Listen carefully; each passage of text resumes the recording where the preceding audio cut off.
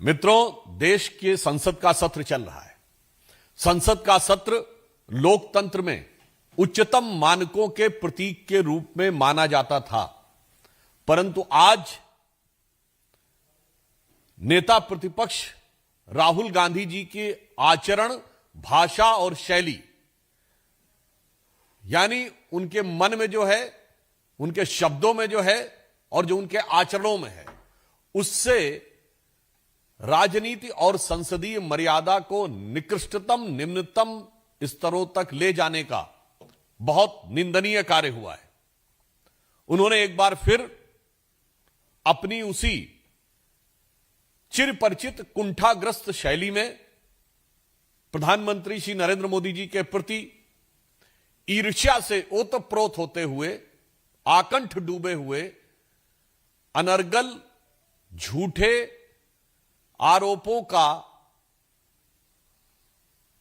पीठ से कहने के बावजूद उन्होंने बारंबार उन्हीं बातों को रिपीट किया है। मैं कह सकता हूं कि जब आज इस विषय पे बात आई कि संसद में विषय तथ्यात्मक आधार पे होना चाहिए, विषय संगत होना चाहिए, तो उसमें आपने एक पुरानी कहावत सुनी होगी, spit and run, shoot and scoot, कुछ झूठ बोलो और भाग जाओ, मगर जहर बुझा झूठ बोलो, स्पिट अ वेनेमनस लाई, देन अब्रॉड फ्लाई। यानी पहले एक झूठ बोलो, जहरीली भाषा में झूठ बोलो और फिर तुरंत विदेश की तरफ उड़ जाओ। एक बात बहुत भली बात इससे समझनी चाहिए, आज जिस प्रकार का निंदनीय आचरण राहुल गांधी जी का निरंतर नजर आ रहा है, उससे तो ऐसा प्रतीत होता है कि गोबेल्स के जो लोग बैठे हुए होंगे कहीं, तो उन लोगों को भी सिहरन होती हुई होगी कि कितनी उग्रता के साथ कितनी झूठी चीजों को सदन के पटल पर कहा जा सकता है, मना करने के बावजूद। अब आप यह समझिए कि संसद में भाषा की एक मर्यादा होती है। हां, संघर्ष जब होता है तो फ्रेज यूज किया जाता है संसद से सड़क तक, मगर अगर सड़क छाप भाषा और सड़क छाप आचरण आपको संसद में देखना हो तो कांग्रेस पार्टी और विपक्षी दलों का आचरण देखा जा सकता है। जो कल भी पार्टी ने यह विषय कहा था कि जिस ढंग का आचरण पिछले दिनों में देखने को आया कि महिलाओं की शील्ड बनाकर आगे जाना, बैनर लगाते हुए ट्रेजरी बेंचेस की तरफ, तो बरबस वो दृश्य शाहीन बाग को याद दिलाता है।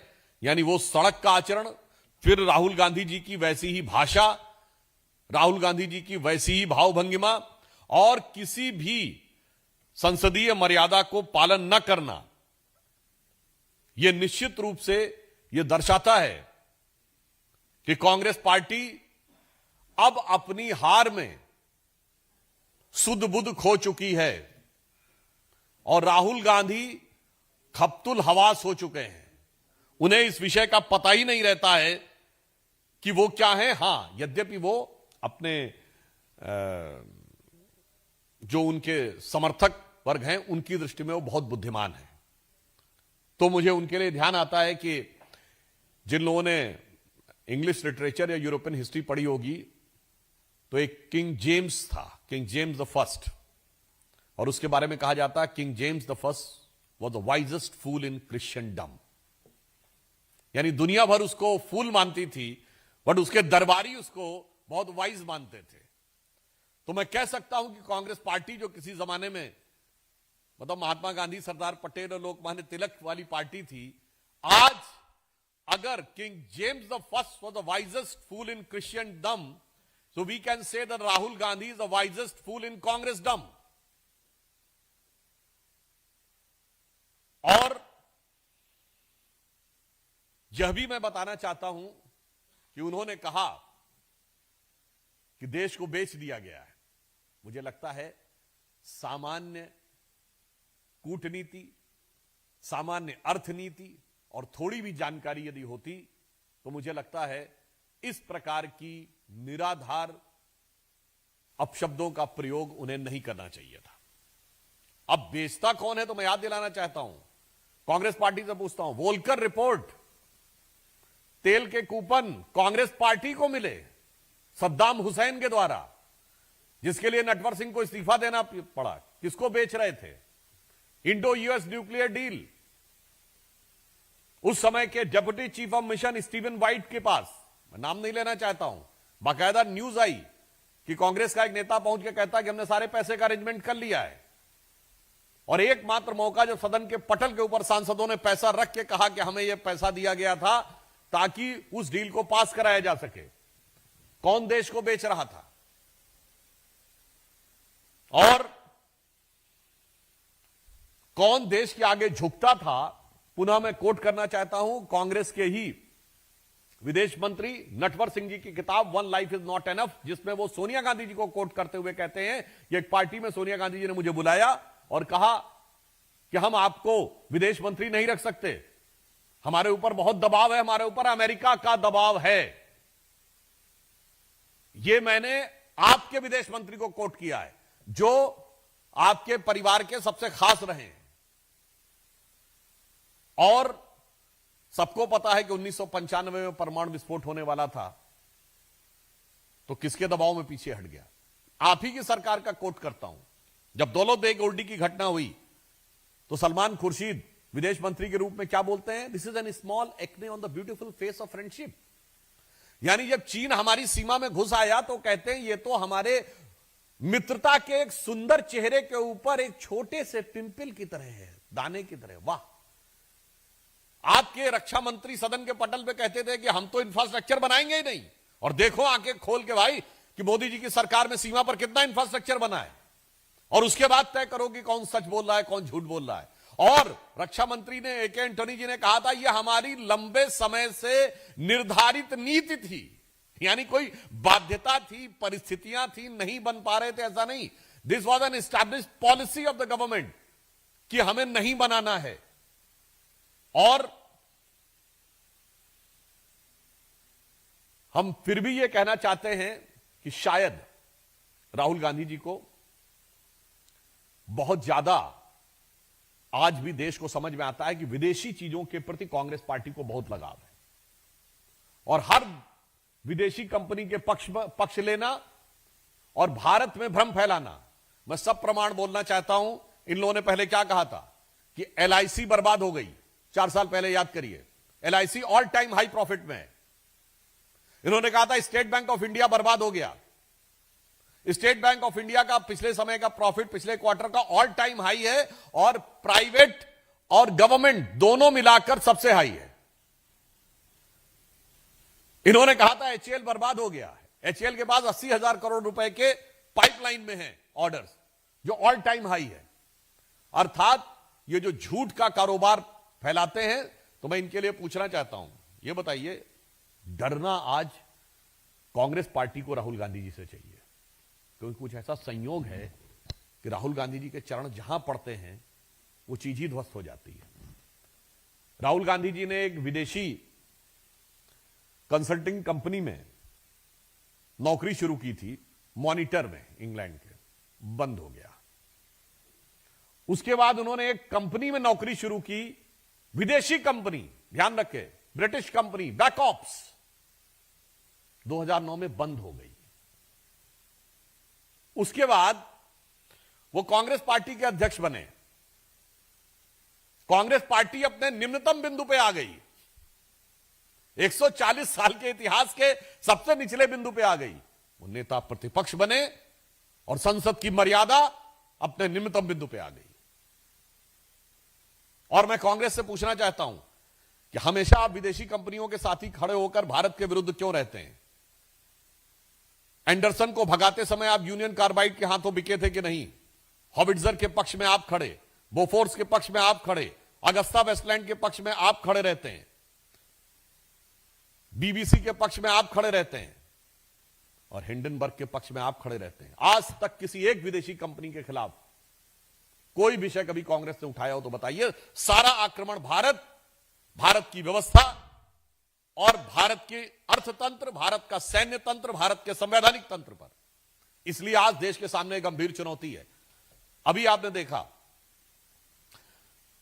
जनरल नरवणे की जिस पुस्तक को लेकर वो ये कह रहे थे कि कौन झूठ बोल रहा है, तो पहले उसके प्रकाशक के द्वारा स्पष्टीकरण आना और उसके बाद लेखक के द्वारा स्पष्टीकरण आना। अब बिल्कुल साफ है, प्रकाशक और लेखक दोनों ने स्थिति साफ कर दी है, तो अब झूठ एक ही व्यक्ति बोल रहे हैं और वो है राहुल गांधी जी। और मुझे लगता है इसके बाद भी, यह बात साबित होने के बाद भी, किस निर्लज्जता के साथ सदन के पटल के ऊपर बोला जा सकता है, वो हां अगर सीखना हो तो मुझे लगता है कि कांग्रेस पार्टी को देखना चाहिए। और मैं यह भी याद दिलाना चाहता हूं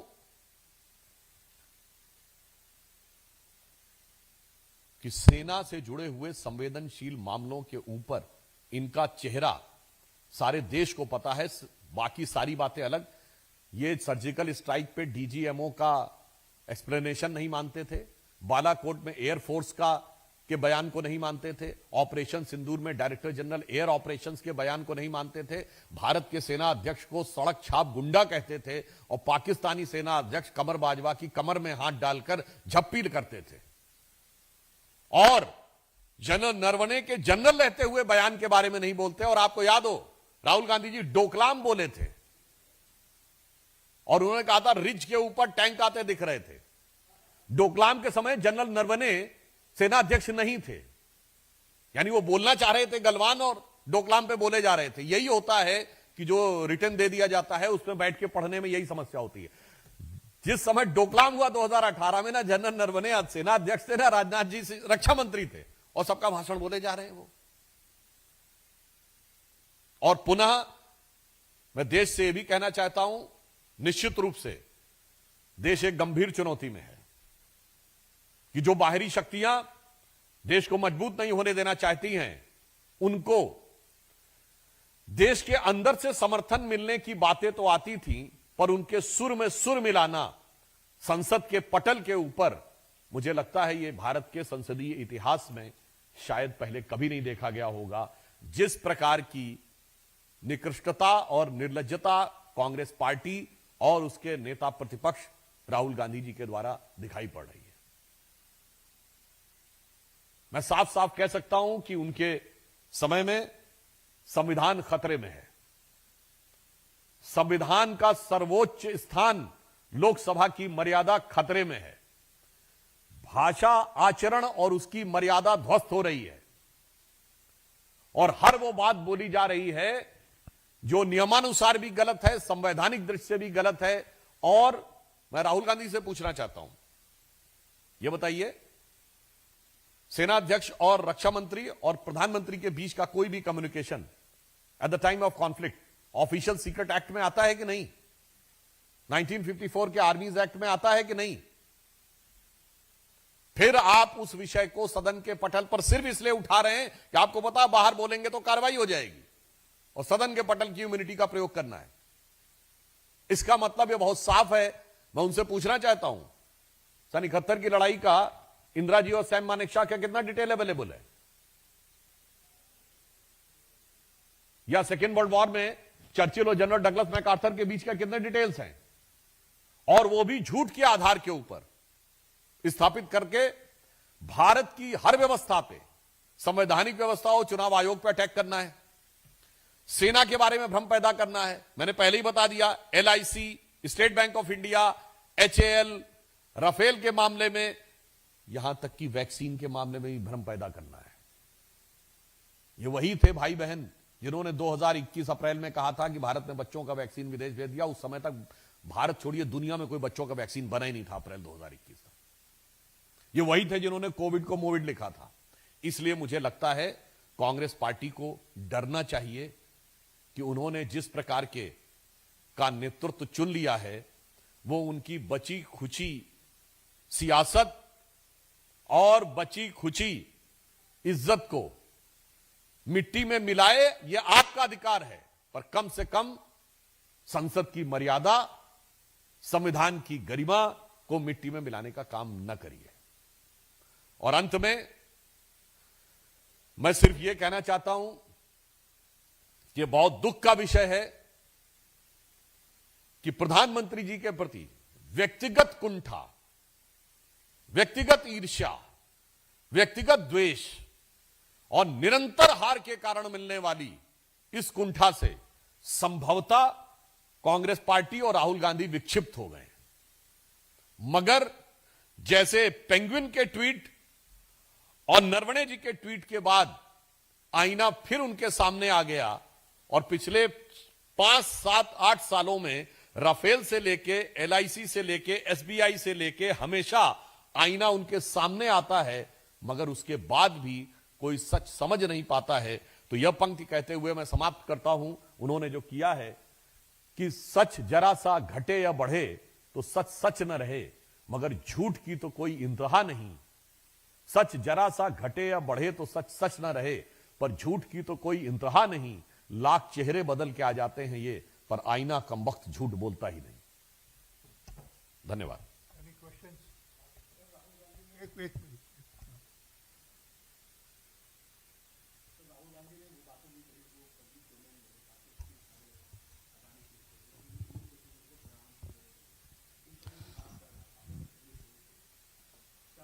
देखिए, मैंने स्वयं ही आपको स्पष्ट किया कि आज तक उन्होंने जितने भी विषयों के ऊपर बोला है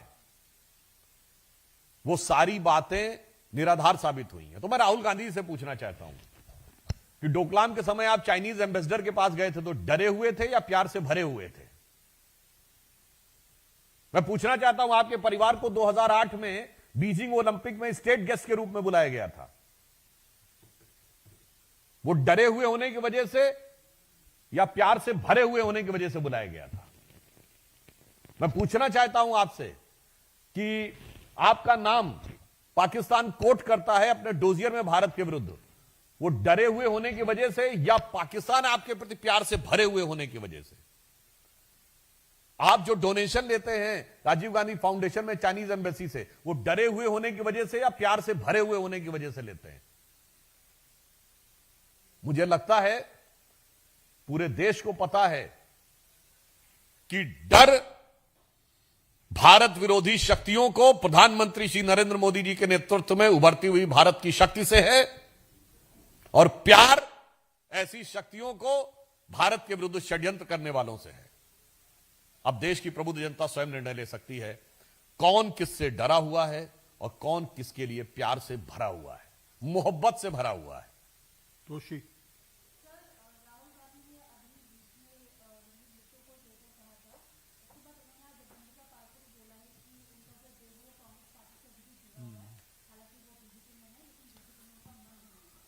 देखिए, मुझे लगता है राहुल गांधी जी स्वयं भूल जाते हैं, वो तो खुद बोल चुके हैं कांग्रेस पार्टी के लोगों के लिए कि कांग्रेस में ऐसे लोग हैं जिनका कांग्रेस में मन नहीं है। कभी वो G23 बोलने लगते हैं, कभी कुछ बोलने लगते हैं, और गुजरात में जाकर उन्होंने कांग्रेस पार्टी के कार्यक्रम में ऑफिशियली बोला है कि गुजरात में 2 प्रकार की कांग्रेस है, एक कांग्रेस आधी जो कांग्रेस के साथ है और आधी भाजपा के साथ है। भाई साहब, इस पर क्या बोला जाए? और अंत में मैं कहना चाहता हूं कि अगर उन्होंने, कोई कहते हैं कि किसी ने पार्टी को छोड़ने से वो पार्टी के लिए गद्दार हो जाता है, यद्यपि रवनीत बिट्टू जी के बारे में बोलना देश की सुरक्षा, देश की अस्मिता के साथ एक बहुत भद्दा मजाक था, क्योंकि वो शहीद बेअंत सिंह जी के परिवार से हैं जिन्होंने अपनी जान दांव पर लगाई थी पंजाब को सही दिशा में लाने के लिए, और उसके बाद अपनी जान गंवाई थी और बदले में कोई भारत रत्न पुरस्कार भी नहीं लिया था, जो वो लोग दावा करते हैं। इसलिए हम ये कहना चाहते हैं कि ये इस प्रकार की जो बातें हैं, ये कहना सिर्फ एक बिंदु, तो ये बताइए, इंदिरा गांधी को कांग्रेस से हटाया गया था और एकमात्र विश्व के इतिहास की शायद इकलौती प्रधानमंत्री होंगी जिन्होंने राष्ट्रपति के चुनाव में अपनी पार्टी के आधिकारिक उम्मीदवार के खिलाफ अपनी पार्टी के सांसदों से वोट करवाया। अब ये गद्दारी है या नहीं, आप बता दीजिए। और कांग्रेस ने उनको पार्टी से निकाल दिया था, तो कौन गद्दार था? अब मैं पूछना चाहता हूं, आज की कांग्रेस ये इंडियन नेशनल कांग्रेस नहीं थी, ये तत्कालीन चुनाव आयोग से दुरभिसंधि करके बनाई गई। ये कांग्रेस आई के रूप में 1979 में बनी, जब देवराज अरस ने इंदिरा जी को बाहर निकाल दिया था, कौन गद्दार था? अगर कांग्रेस से कहना चाहती है तो निजलिंगप्पा, कामराज, चौधरी चरण सिंह, चंद्रशेखर, नीलम संजीव रेड्डी से लेके बाबू जगजीवन राम, देवराज अरस, ब्रह्मानंद रेड्डी, अर्जुन सिंह, एनडी तिवारी, शरद पवार जी, ममता बनर्जी जी, जगन मोहन रेड्डी जी। मैं सीधी चुनौती देकर पूछता हूं राहुल गांधी जी से, कौन है ये? आप ही की पार्टी के तो हैं। ये गद्दार हैं या खुददार हैं? और अगर आप में जरा भी खुददारी बची है तो आप इनके यार क्यों हैं? सीधा जवाब चाहिए।